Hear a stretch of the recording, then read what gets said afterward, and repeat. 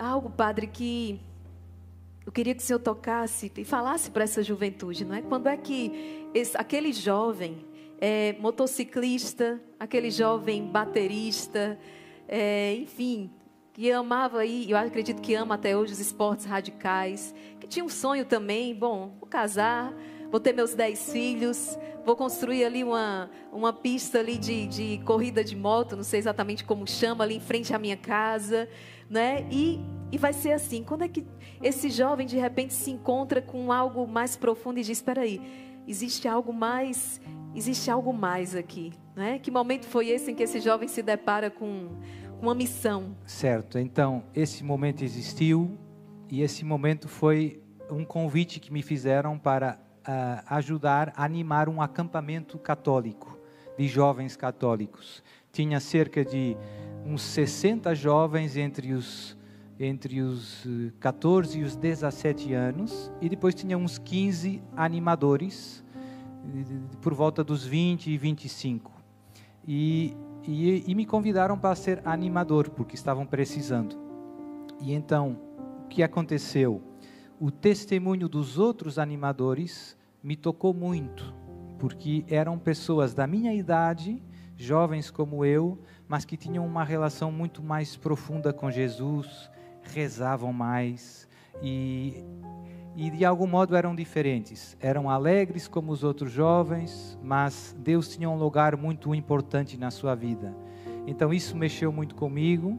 Eu comecei, depois desse acampamento, não larguei mais. Comecei convivendo mais com eles, comecei participando de grupo de oração. Lá na Europa nós temos movimentos de jovens. E comecei entrando em muita coisa.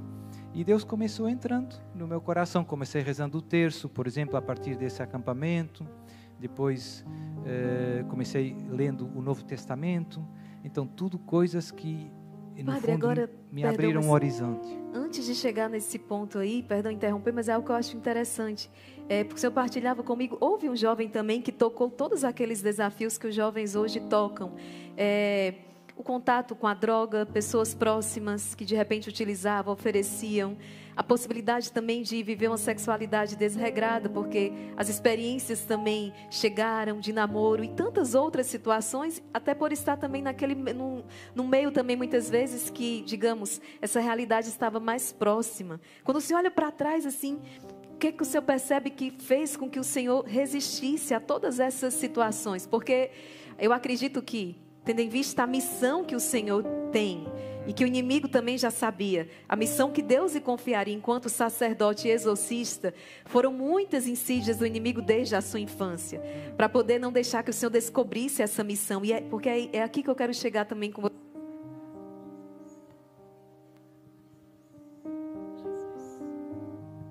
Porque é também nesse ponto que eu quero chegar com você que está em casa, não é? Esta missão de vida. Então, mas antes disso, o que fez com que o Senhor resistisse? O que fez com que o Senhor não caísse nessas seduções? Então, eu fui muito, muito protegido por Deus. Eu tenho Jesus. consciência que sem a mão de Deus, facilmente podia me ter desviado, muito facilmente.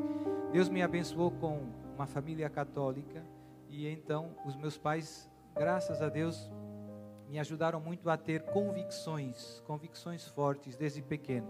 Então, eu comparado, quando via os meus amigos da escola e os meus colegas, meus amigos, eu via que os pais deles eram muito, digamos, restringiam muito as suas decisões com horário, e os meus pais não. Os meus pais acabavam confiando muito em mim, mas conversando muito comigo e me preparando para os desafios que a vida ia trazer à frente. E então, meu pai dizia, você vai ter um dia amigos seus que se vão tomar drogas.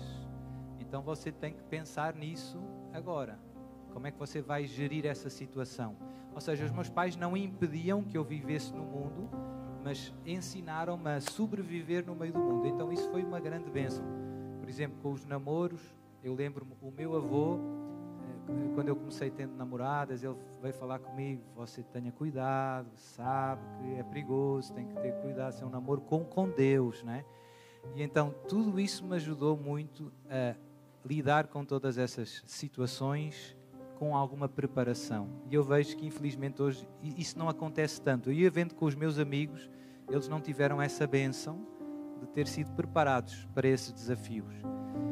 E outra coisa que certamente ajudou muito é eu nunca larguei os sacramentos. Mesmo na adolescência, que é uma fase mais turbulenta, graças a Deus eu sempre fui à missa, sempre me confessei algumas vezes por ano. Não eram muitas, mas 3, 4. E então até aos 20 anos, também há uma coisa que é verdade, as namoradas que eu tive também ajudaram, mesmo não sendo católicas, praticantes, digamos assim, tinham valores, né? E tinham princípios. Hoje se calhar não é assim tão óbvio, e então isso também ajudou muito, de alguma maneira. Portanto, eu vejo que a mão de Deus esteve lá muito. Se teria sido fácil sem a ajuda dos meus pais, da minha família e até das namoradas que eu tive, teria sido fácil perder a estrada de Deus. E portanto, quando eu cheguei a esse campo de férias, já tinha passado aqueles anos se calhar mais turbulentos e sem grandes cicatrizes, digamos assim. Mas eu tenho consciência que foi graça, não é? E depois, quando comecei rezando mais, digamos assim, veio muito cedo esse desejo de querer ser santo, não é? Deus mostrou para mim uma coisa muito simples, até hoje, que me guia, que é a felicidade que eu desejo realiza-se plenamente na santidade. Ninguém vive mais plenamente o que é a humanidade do que o santo. O santo é o homem mais homem, digamos assim. É o que realiza plenamente o desígnio daquele que nos criou.